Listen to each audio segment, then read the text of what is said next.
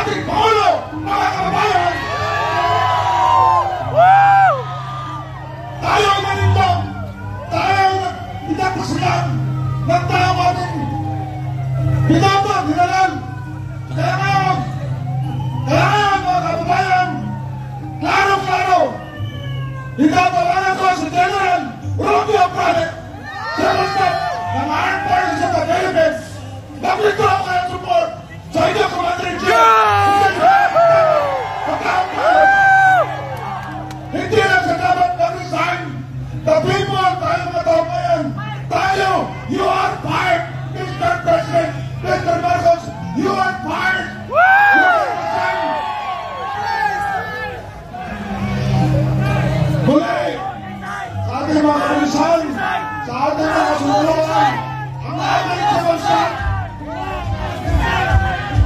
ang inyong Commander-in-Chief ay hindi lamang magtatakaw. Ito ay isang naman, isang tartamit. Kaya dapat siya ay ating tanggalin, alisin, at ikulong ang kababayan. Mga kasama, atas po tayo. Hindi pa ho tapos ang pangyayari ngayon. Una ko sa lahat, pasalamatan natin si Senator Amy Marcos sa kanyang mga kalambit na pananalita. Nananawagan po kami sa lahat ng ating mga babayan na malapit dito, na pumunta, makiisa, makisahagi sa ating pag-ibaglaban.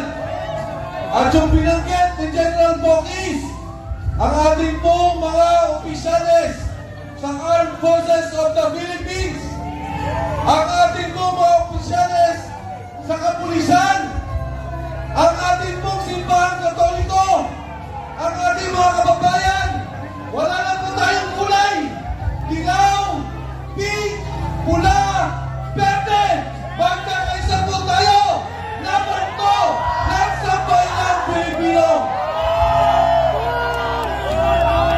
Attorney, Harold Respicio.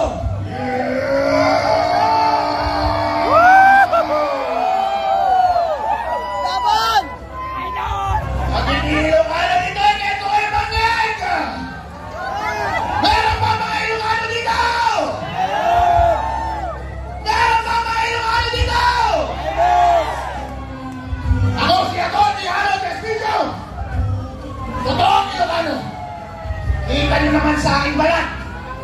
At yung mga Ilocano dyan, nakikita ko kayo kahit madilim. Tumiti nga kayo. Yan! Ang sabi nila, meron daw solid north. Ako na mismo ang nagsasabi sa inyo. Ang solid north, narito na sa EDSA!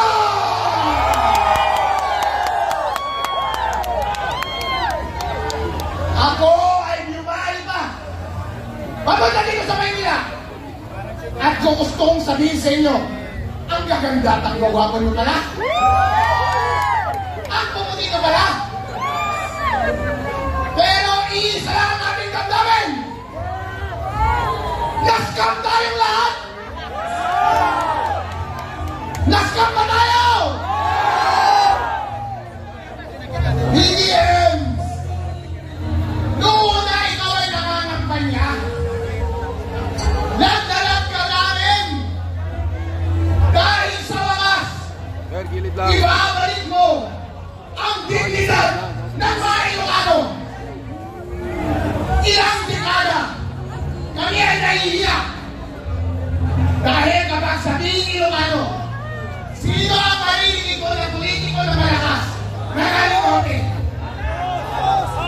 Marcos at ilang mahabang panahon kahiya na aming dinadala. Kaya nung ikaw ay bumalik, binigyan ko kami ng pag-asa. Noon yun, nagbulag-bulagan kami kung ano man ang naging pagkukulang ng iyong pamilya. Hindi namin pinansin dahil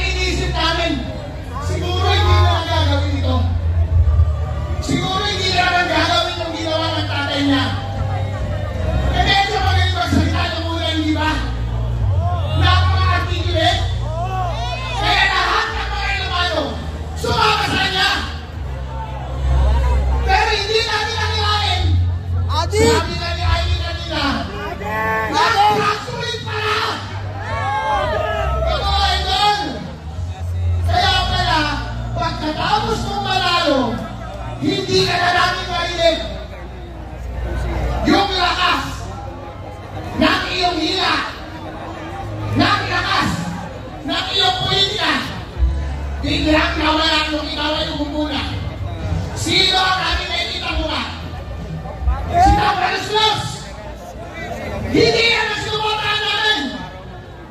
Lahat na ginawa nila, lahat na ginawa nila, puro magnanakaw. Anong nararamdaman namin? Hindi nakakahiya. Ano ba ang ginawa mo sa kapwa mo Ilocano? Ako Ilocano ako. Lahat ng nakikita kong pagkakamali ng iyong gobyerno linalabas ko sa social media.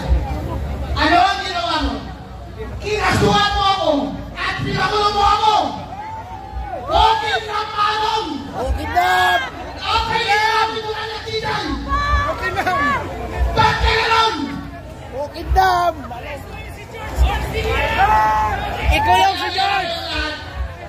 Kaya ngayon lumalabas. Pinapalito nila na hindi kasalanan ni Marcos, ni Bongbong Marcos. Pero bossing, sa sobrang halong, hindi mo na nababantayan ang tao mo. Kasalanan mo yan! Kung hindi ka gumagawa ng trabaho mo, dapat magasang manatili sa pwesto, hindi na!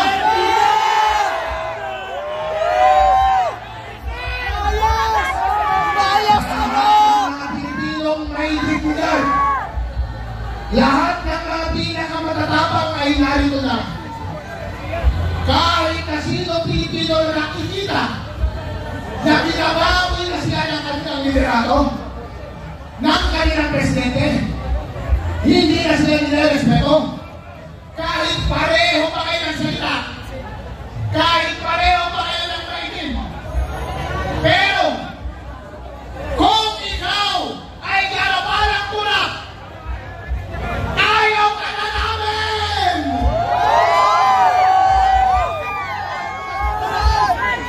Marcos resign! Marcos resign! Marcos resign! Marcos resign! Marcos resign! Marcos resign! Marcos resign! Mga kababayan, kamusta ba ang pangihirap natin? Ano ang panawagan ni Amy Marcos? Marcos resign! Uwi na! Kami din! Uwi na! Tandaan nyo, sinabi ko sa inyo, ang national problem na bansang ito ay si Lisa Marcos. Tama! Diba? Sinabi ni Amy, pakasalan mo na yan, akala niya magbago. Yung pala silang dalawa, tandem sa COVID.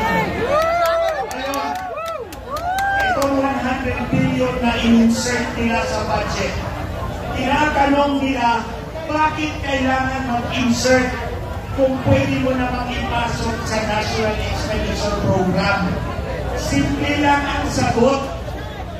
Kapag nasa NEP, si Congressman ang tatanggap ng sohol, hindi si Marcos. Kaya kailangan ni Marcos mag-insert ng 100 billion para ang tombats sa kanya lahat. Hindi lang droga, kundi ang pagnakaw ng pera ng sambayanang Pilipino ay made and played directly on Marcos Jr. Tandaan nyo, ang Fort Bonifacio hindi pinapaha kahit anong bagyo.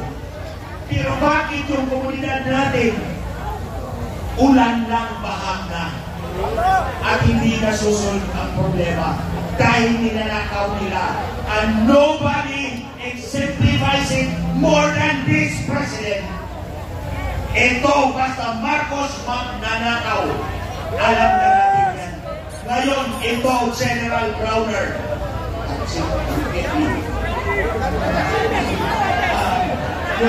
Chief PNP, Nartates! kayo, Nartates! General Nartates, alam nyo na, Magkaka-in the lightning na tayo. alit yung Pangulo, susunod pa ba kayo sa kanya? Kami, hindi kami susunod. Hindi! Lalaban kami. Dahil we are a dignified people. Kahit pa naghihirap kami, malulunod kami sa baha. Alam namin lumaban at ayaw kami ang bangat na Pangulo. Marcos! Marcos resign! Marcos resign! Marcos resign! Marcos resign! Marcos resign! Marcos resign! On behalf ng United People's Initiative, sa pamumuno ni General Romeo Pulis at hundreds ng military uniform personnel, maraming salamat. Ang panalo ng bayan ay dahil sa inyong lahat. At yung mga kababayan natin nasa Luneta, maraming salamat po sa inyong lahat. Huling panawagan natin, General Romeo Browder, sir, nung humarap kami sa inyo, sinabi namin lahat ng problema ng bansa sa harap ng mga senior generals from J1 to J10. Ngayon nyo napatunayan na ang sinasabi ng mga retired ay tama. Ngayon, General Browder, sir, inuutusan ka ng taong bayan. Chief PNP, Withdraw your support! inuutosan ka ng taong bayan. Withdraw your support! Itama ninyo ang mali. Huliin ninyo ang nagkasala. Pababain ang lahat ng nagdakaw. President Marcos, you are fired. President Marcos, you are fired. Romualdez, you are fired. Huling panawagan, magtawag pa kayo ng inyong mga kaibigan. Celebration natin ngayon hanggang bukas. Magsisindi tayo ng kandila. Magpapasalamat tayo at magdadasal tayo. Pasalamat sa ating dakilang lumikha. Tapos na ang laban! Ang ina, nanalo rin tayo! Misastra, please. Habang tayo po ay nagsisindi ng kandila, tandaan po natin na ito ay simbolo ng ating panalangin, ng ating pakikiisa. Pagkakaisa natin ito, ako po luluhod ngayon. Ako po ay luluhod sa ating dakilang Panginoon una sa lahat. Pero pangalawa, lumuluhod din po ako sa Game mga over! sa mga edukado, sa mga businessman, sa mga bulag pa rin hanggang ngayon. Nakita niyo naman po, nag-withdraw na ng support, pati sariling kapatid. Ngayon, tayo ba ay hindi pa rin sisigaw ng Marcos resign? Marcos resign! Marcos resign! Hindi po nila sabihin, hindi nila pwede sabihin na ito ay inciting to sedition. Napakatagal ko pong inaral yan. Walang sedition dito. Tayo po ay nakikiusap hanggat tayo ay mapayapa pa. Marcos, please, resign! Marcos resign! Marcos resign! Marcos resign! Marcos resign! Marcos resign! Marcos resign! Sinundihan ka nga nila kanila, Marcos. Marcos, resign! You're fired! Martin Romualdez. Yung walang kandila, pakisa ng inyong mga cellphone flashlight. Marcos, resign! Shout out, Ron! Patay ang kandila! Ron! Shout out sa'yo! Shout out, Ron! Patay ang kandila namin! Unahin po natin ang ating mga kapatiran ng mga Muslim para sa isang dalangin. Yung mga cellphone po natin, ilaw ng cellphone, magbukas, mag-iangat. Bismillahirrahmanirrahim. Ako sa prayer ng Muslim. Bismillahirrahmanirrahim. Wassalatu wassalamu ala asyrafil anbiya. May nananalangin. Wa ala alihi wa sahbihi wa qarrabukum aqum yastajib lakum. Ya Rabbal Alamin. O Diyos namin, kayo po ay mga bagil. Diyos namin maawain. Diyos namin lumikha sa amin. At Diyos namin nagkaloob sa amin sa isang sambayanan na minamahal namin ang bansang Pilipinas. O Diyos namin, nagpapasalamat kami at pinagkaloob ninyo sa amin ang araw na ito at ang gabi na ito at lumabas ang katotohanan sa aming suliranin sa aming bansa. O Diyos namin, Gabayan niyo po kami at sana po magtuloy-tuloy na ito. At huwag niyo po kami pabayaan. Magsama-sama po kami, Muslim man o Christian o sino man sa bansa namin sapagkat ito po ay nag-iisang bansa na pinagkaloob niyo para sa amin. Amin ya Rabbal Alamin. Alhamdulillah Rabbil Alamin Ar-Rahman Ar-Rahim. Maliki yawmiddin. Iyyaka na'budu wa iyyaka nasta'in. Ihdinas siratal mustaqim. Siratal ladzina an'amta 'alaihim ghairil maghdubi 'alaihim waladdallin. Amin. Walhamdulillah Rabbil Alamin. Allahu Akbar! Allahu Akbar! Tayo po ay muling manalangin. Iyakuan natin ang ating mga ulot, pigit ang ating mga mata. Ama, kami ay nagpapasalamat na narinig mo ang aming mga daing, ang mga iyak ng aming puso, lalo ng aming mga kababayan na nasalanta ng lindol at bagyo. Tunay ka ang Diyos na hindi bulag at bingi. Iyong nakikita ang mga tunay na nangyayari. Kami sa gabing ito ay nagpapasalamat na inilantad mong lalo ang katotohanan sa mga nakaraang mga araw. At sa gabing ito, Lord, ay pinakita mo sa amin, ito nga ang katotohanan na ang mga namumuno sa aming bayan ay hindi maaaring pagkatiwalaan na mamuno sa kinabukasan ng aming mga anak at apo. Dahil nasa kanila ang pundasyon at kinabukasan ng aming bayan. Ama, nagpapasalamat kami na sa kabila ng mga kalamidad ay nandiyan pa rin ang iyong awat biyaya.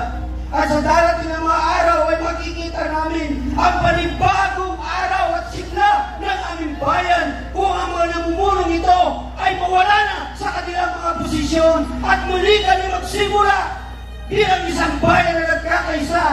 At Ama, ipinagkakatiwala na namin ngayon, bukas ay wala na ang mga nasa Malacanang. At ito ang aming dalangin sa pangalan ng Ama, ng Anak at Espiritu Santo. Amen! Sinasabi sa salita sa Isaiah 1:23, your rulers are rebels, partners with thieves. They all love pride and chase after gifts. They do not defend the cause of the fatherless. The widow's case does not come before them. At dahil dito, sinasabi ng Panginoon ay wawakasan niya ang ganitong uri ng leadership. Let us all raise our hands to heaven. Let us pray and surrender the Philippines to our God. Father, we worship you for your goodness, O Lord. We thank you because you love the Philippines and you love the Filipino people. Our hearts are now being surrendered to you because we know that this victory is for our country and the victory belongs to you, Lord.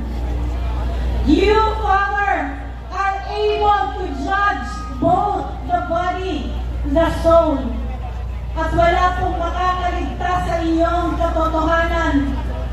Maraming salamat sa paghipo mo